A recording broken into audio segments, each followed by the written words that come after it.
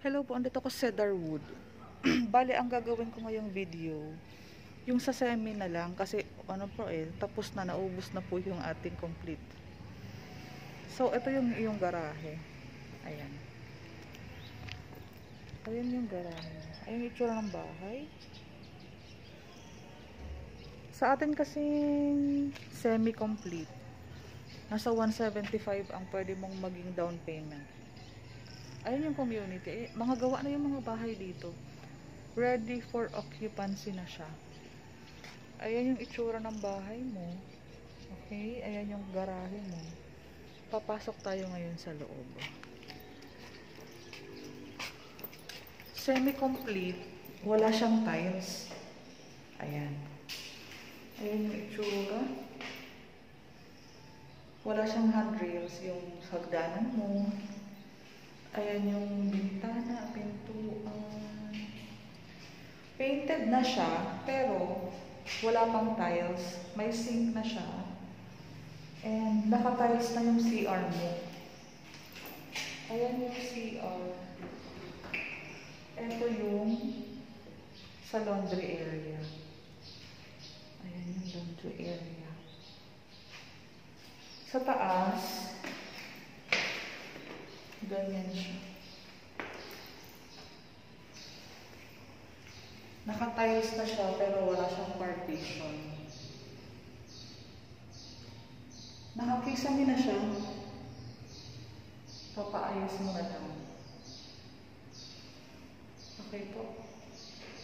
Daily ang ano namin dito. Daily ang reservation. Daily po ang aming tripping.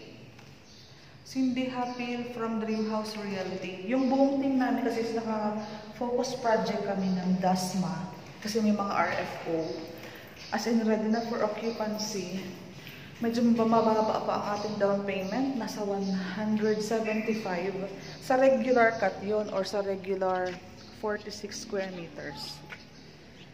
Meron tayong mga irregular cuts. Meron tayong mas bigger pa dyan. Meron tayong 50 square meters. Meron tayong 65 hanggang 79 square meters. Doon sa mga end firewall corner, may mga available pa. Pero ang availability kasi natin is upon reservation kasi no holding of units tayo. First come, first serve tayo. So kapag decided na kayo, pwede kayong magdala ng requirements. Initial lang muna, COE, payslip, mga IDs. And 15,000, pwede ka na makapag-reserve. Ayan yung community. Ayan yung mga ibang bahay. Tutur ko kayo.